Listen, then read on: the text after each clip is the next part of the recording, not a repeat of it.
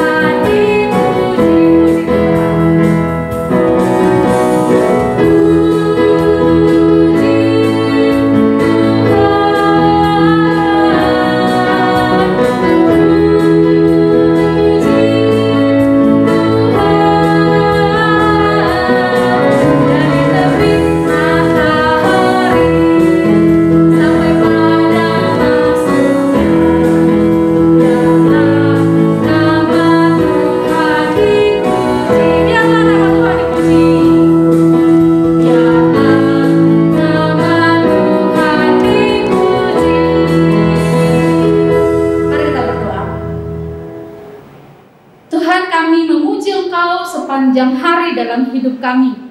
Dari terbitnya matahari sampai pada tenggelamnya, kami tidak akan pernah lupa memuji Tuhan. Secara khusus kami memuji Tuhan karena kami boleh memasuki tahun yang baru, tahun 2022. Itu semua karena anugerah Tuhan. Tuhan tolong buat anak-anak sekolah minggu boleh menjalani tahun 2022 dengan sukacita daripada Tuhan. Memuji Engkau dengan lebih semangat. Tolong juga buat papa mama, berkati mereka juga di tahun ini ya Tuhan. Seperti Tuhan juga memberkati tahun-tahun yang lalu. Tuhan terima kasih. Kami serahkan ibadah sekolah minggu ini ke dalam tangan-Mu. Dalam nama Tuhan Yesus kami berdoa. Amin. Nah adik-adik, dengan siapakah kita akan menjalani tahun 2022? Tentu dengan Tuhan Yesus ya. Kita akan berjalan bersama dengan Tuhan Yesus. Meskipun ada suka, ada duka, tapi ada Tuhan yang selalu berjalan bersama kita. Kita nyanyikan satu pujian, Jalan Serta Yesus, dan adik-adik boleh berdiri. Ikuti Lause Herti ya.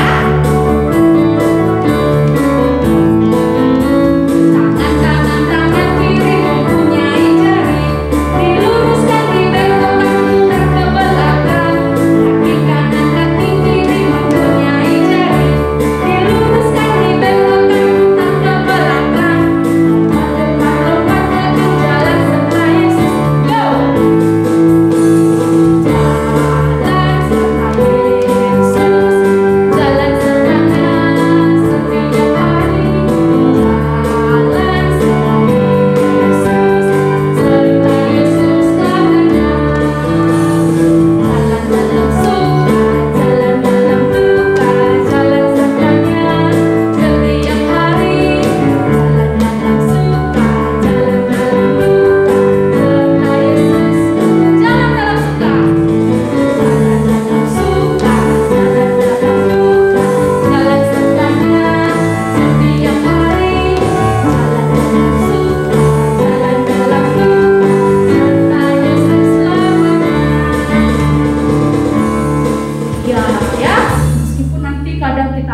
sukacita, senang, atau sedih, kita akan berjalan bersama dengan Yesus selamanya.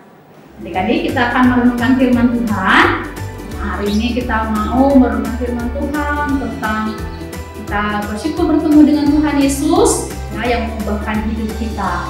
Kita mau berjanji Tuhan Yesus yang sudah datang ke dunia supaya dia mengubahkan hati kita. Nah, kita mau menjadi sukacita untuk bertemu dengan Tuhan Yesus.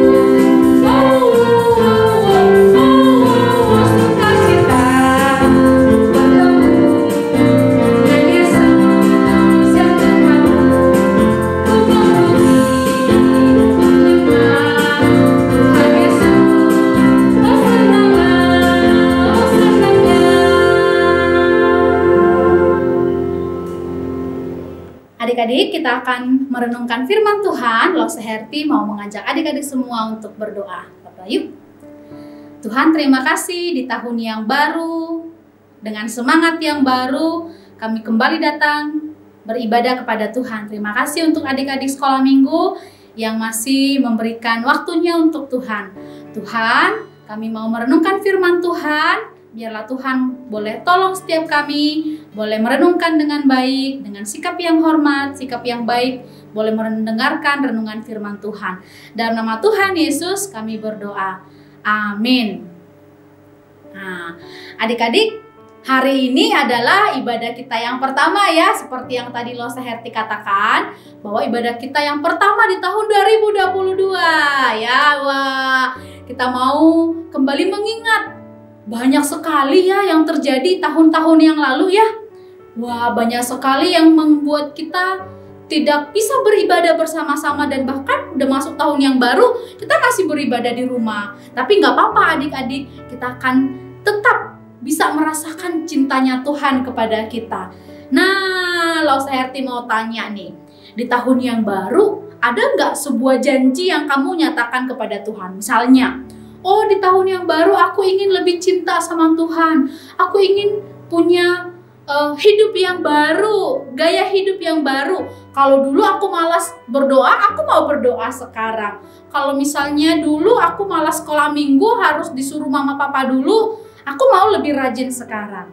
Nah, Lo Seherti berdoa ya supaya kamu punya juga satu janji untuk memperbarui atau mengubah sebuah kebiasaan-kebiasaan yang tidak baik menjadi kebiasaan yang baru.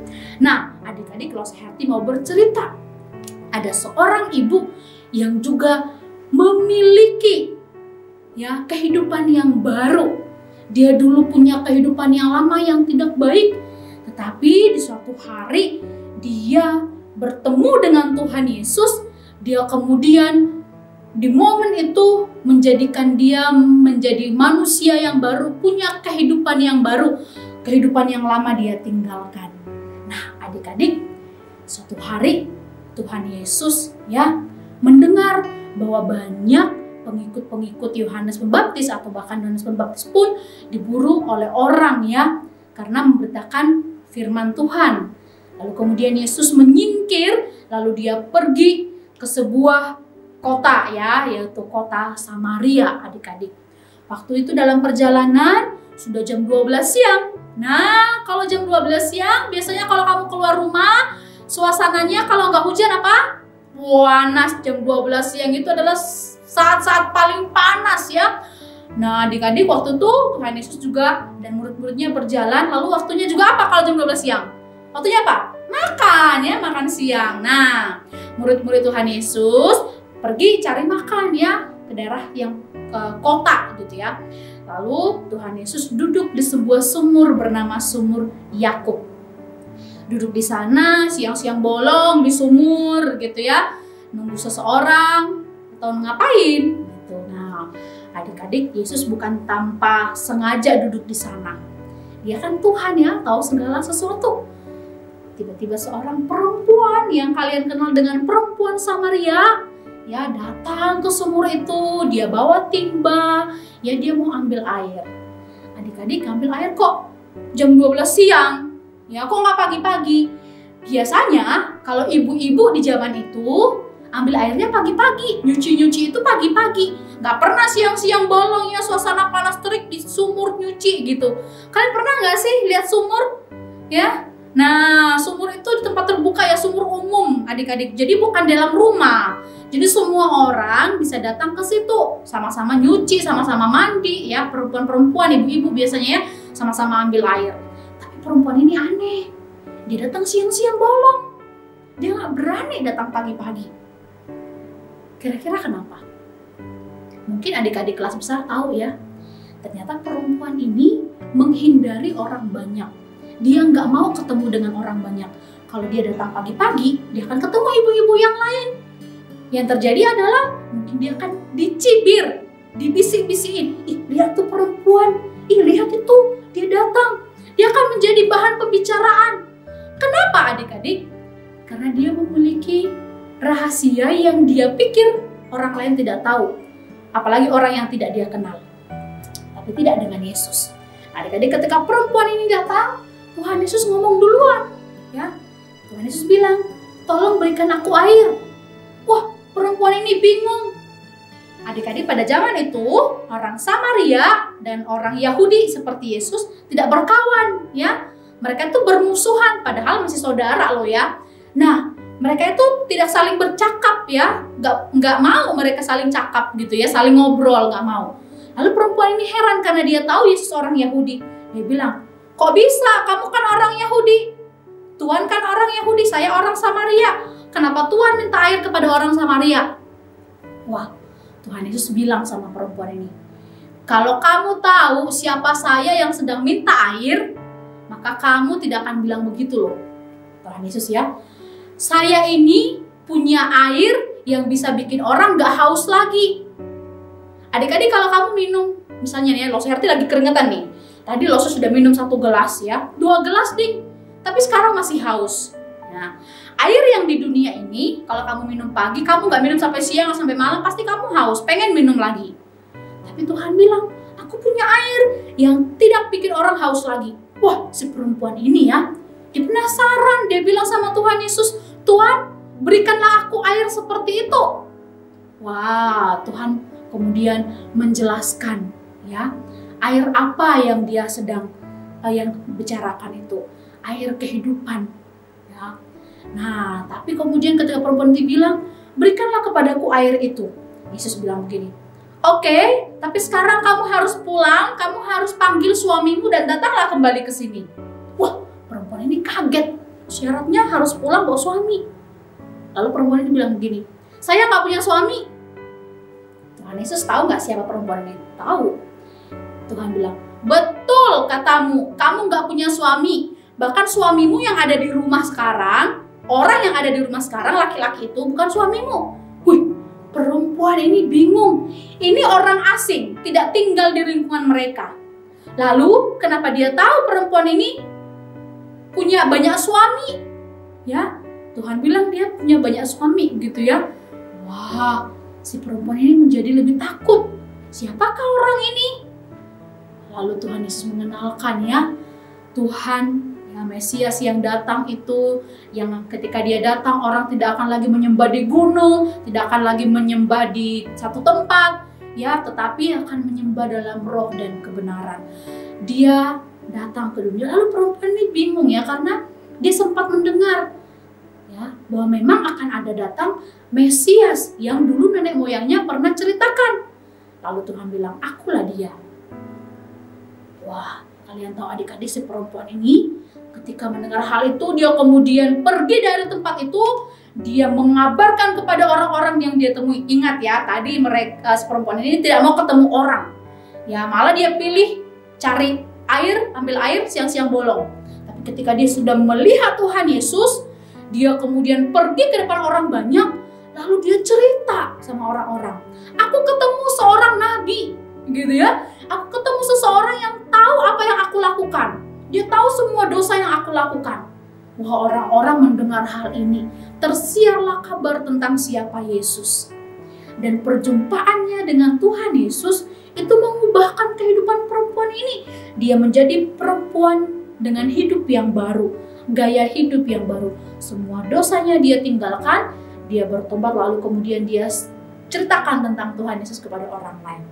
Nah, adik-adik, di tahun yang baru ini, ya, hari kedua di tahun 2022, Los Herti juga mengajak kita untuk meninggalkan semua kebiasaan-kebiasaan yang buruk, kebiasaan-kebiasaan yang jelek, dosa-dosa yang kita lakukan sepanjang tahun 2021. Kita harus punya hidup yang baru. Nah, adik-adik, kalau punya sifat-sifat yang jelek, diubah. Atau mungkin merasa, apa ya sifat jelekku ya? Coba tanya papa mama. Tapi kalau dikasih tau papa mama, jangan sakit hati ya. Misalnya, mama atau papa gitu ya. Menurut papa mama, apa sih sifatku yang kurang baik yang aku harus ubah? Nah, nanti mungkin papa mama di rumah juga bisa memberitahu anak-anak ya. Mungkin harus lebih taat, atau harus lebih rajin, atau harus lebih dengar-dengaran kepada papa mama. Ya, banyak hal. Dan adik-adik harus mau mengubah itu. Kenapa? Karena untuk itulah Tuhan Yesus datang. Dia datang ke dunia, menebus kita, menjadikan dirinya ganti hukuman untuk dosa-dosa kita. Sudah waktunya kita benar-benar bertobat kembali kepada Tuhan Yesus. Seperti hafalan kita ya, Yohanes 3:16. Karena begitu besar kasih Allah akan dunia ini, sehingga dia mengaruniakan anaknya yang tunggal. Supaya apa? Supaya setiap orang yang percaya tidak binasa, melainkan beroleh hidup yang kekal. Anugerah itu diberikan kepada kita, bukan hanya perempuan Samaria tadi, tapi anugerah keselamatan untuk kita juga. Karena itu, yuk kita berubah ya. Los Herti mau mengajak anak-anak di tahun yang baru ini berjanji sama Tuhan. Tuhan, tahun kemarin aku gagal ya mengucapkan janjiku atau melakukan apa yang aku janjikan kepada Tuhan. Tapi tahun ini aku rindu Tuhan mau menolong aku untuk bisa melakukannya di hadapan Tuhan. Nah, adik-adik, nggak mudah, tapi kamu pasti bisa bersama dengan Tuhan ya melakukannya. Nah, Los Herti mau ajak kamu berdoa dengan sungguh-sungguh. Kamu lipat tanganmu, tutup matamu, kamu boleh duduk atau berlutut di hadapan Tuhan. Dengan sungguh-sungguh kita mau ucapkan doa kita di hadapan Tuhan. Adik-adik boleh ikuti Los Herti berdoa ya di rumah masing-masing. Tuhan, terima kasih atas anugerah Tuhan dalam hidupku. Tuhan begitu mencintai aku, rela mati bagi aku. Karena itu Tuhan, aku juga mau mencintai Engkau dengan mengubah hidupku menjadi hidup yang lebih baik, hidup yang baru.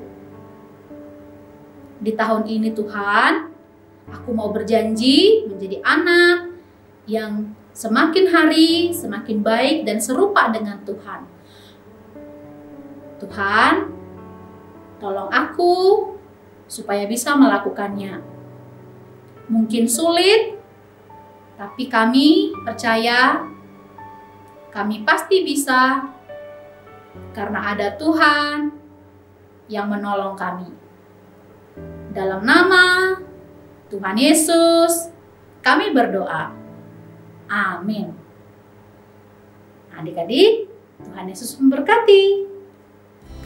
Adik-adik, kita akan memberikan persembahan syukur kita ya, bersyukur karena Tuhan sudah menyelamatkan kita, menjadikan kita menjadi manusia-manusia yang baru ya, memiliki hidup yang baru. Karena itu kita mau bersyukur kepada Tuhan dengan memberikan persembahan.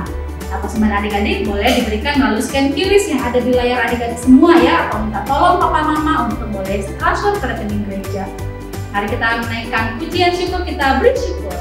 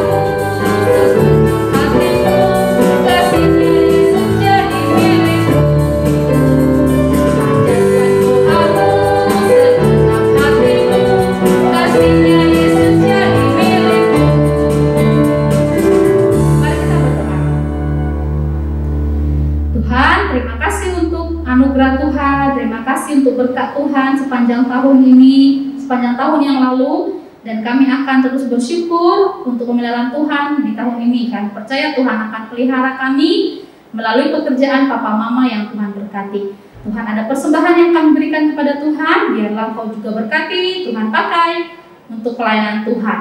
Nah, terima kasih, dalam nama Tuhan Yesus kami bersyukur. Amin. Nah, adik-adik, kita sudah mengakhiri ibadah kita pada hari ini. Nah, minggu depan, tanggal 9 kita akan kembali beribadah lewat Zoom. Nah, hari tahun baru, kita beribadah lewat YouTube.